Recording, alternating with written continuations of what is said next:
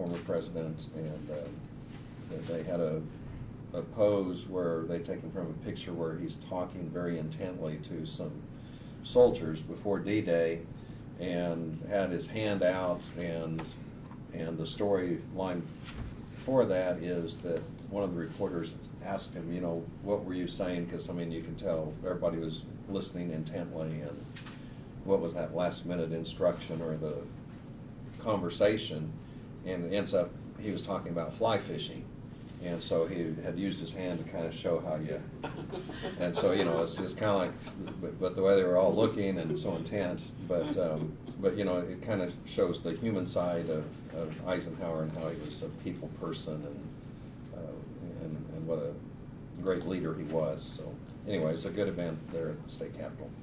Thank you, Lynn. Laverne? Yes, yesterday I did attend the North Central Juvenile meeting, board meeting, and we've got a lot of changes going on over there. I've mentioned it before about with the state law changing the way judges can deal with juveniles, and the more relaxed law that they put through that it's led to development of this secure care center that we've started in August, and anyway, the judges have the opportunity now to put them in this secure care, which is the way the juvenile center is over there. We had a 16 cell area, and we had a 12 cell area. So we started out with the 12 cell area as the secure care, and within 2 months we've already had filled it. We had 12 in there already, and so Sean is thinking of flipping it and using the 16 cell maybe for the secure care, and because our numbers in the original juvenile center have decreased to the point where we could move them over into the 12 cell. So they had to develop a whole new program and activities for these kids. The plan is to try to teach them some life skills and maybe work through some of the areas that that have caused these youths to have problems, and try to get them back on the right track. And it is a little more a relaxed type atmosphere in this part of the juvenile center.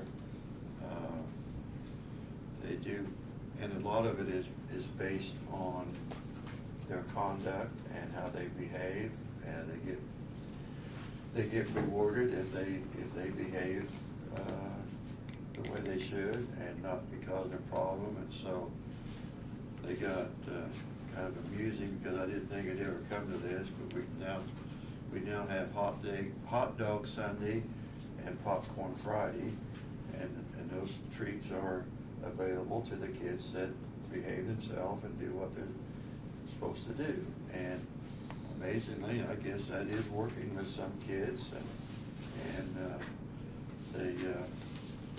they are participating in the programs that are set up. And just to show you a little bit of the activities, it's just not one activity a day, it's like a full day of activity.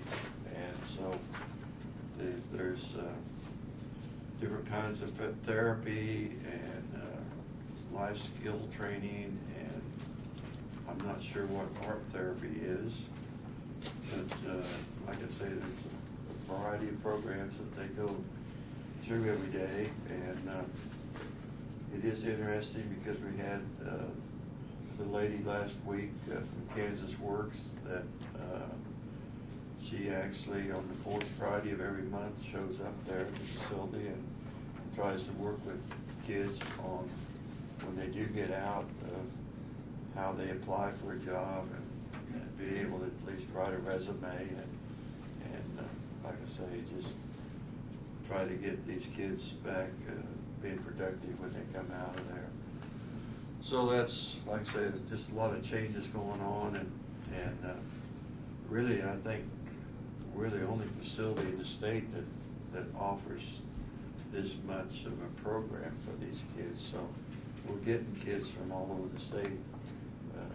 Judges are referring these kids to us. So we also, like I say, have for the last couple of years, we initiated kids to try to get their GED, what requirements that they were missing in high school, and like I say, he gave us a report on August 2017 to July 2018 that there was 107 credits earned by the kids that were in the juvenile center, and that there were 10 GEDs that were earned. And he also reported that one student, if is there long enough, and they think he will be, that he actually is finishing up one class that he had failed in high school, and is finishing that up, and is passing with that course, and will actually get his high school degree there while he's in the juvenile center.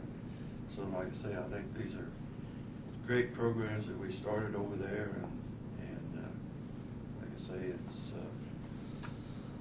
hopefully that these programs will help the kids when they get out. That's all I have. Thank you, Vern. Work session this morning, we had Diane Greeno was in. We're making some policy changes with smoking and alcohol abuse, and then also one on personal and leave and stuff that affects people that are on sick leave, or I shouldn't say sick leave, workman's comp issues, how we're going to change the policy on how they are paid or not paid. John Mark Moran, issues with the road and bridges. The wet weather has really caused a lot of problems with the base going out of a lot of our roads, so they're dealing with a lot of those issues, hauling a lot of rock. Presentation, petition, proclamations, we have none. Report of county administrator. Oh, I'm sorry. Setting county administrator, Janelle. Upcoming meeting next week, Brad will have bids for the new pickup for the highway and the new ambulance chassis, so you'll have those to review. He has held a meeting with Enterprise personnel to discuss the joint sewer project with the sewer district number 3 at Detroit Sewer, so we'll have a report on that. And the city of Abilene has scheduled a hearing for Court Street to vacate during the commission meeting in November. So that's all I have. Thank you. Doug? Been up in court. We have about 3 or 4 defendants on the tax sale that have IRS liens, and so we've given notice to the IRS. Their time's about to expire. As soon as that happens, we'll motion that up and ask the court for judgment that places our lien above the IRS, and then we'll move forward to getting a sale date set.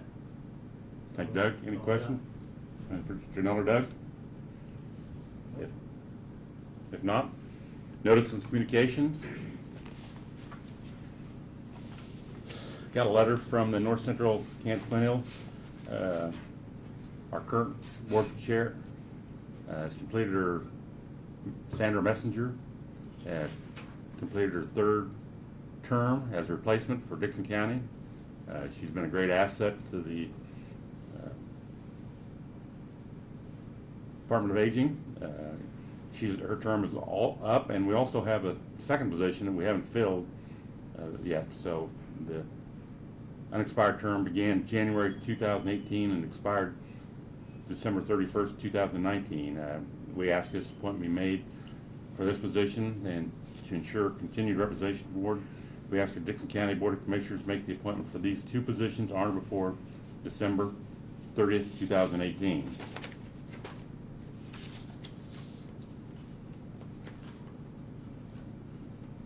I got a letter here from the state of Kansas, Department of Transportation. This is to Martin, an effort to reduce printing and shipping costs. The Bureau of Local Projects is sending the preliminary plans of local public authorities LPBAs electronically. This set of plans to be used by a construction engineer for the construction engineering project for this project. I'm not sure what project that'd be, but I'm not sure either, but I'll pass this down to Barb.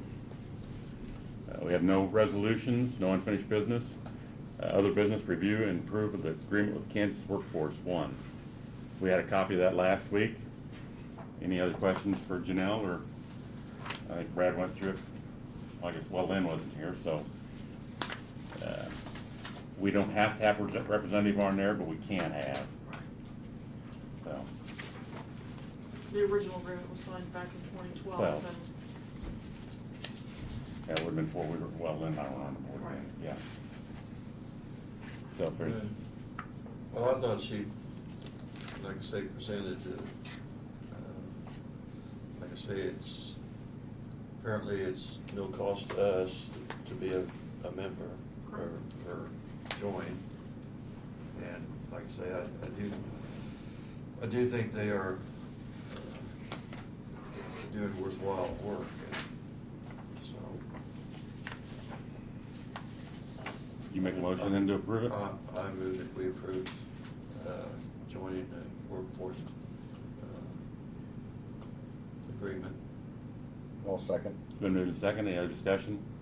Not all those in favor say aye. Aye. Opposed, motion carried. Any other business come before the board today? I'd move we adjourn. I'll second it. It's been moved and seconded. All those in favor say aye. Aye. Opposed, motion carried. Stand adjourned.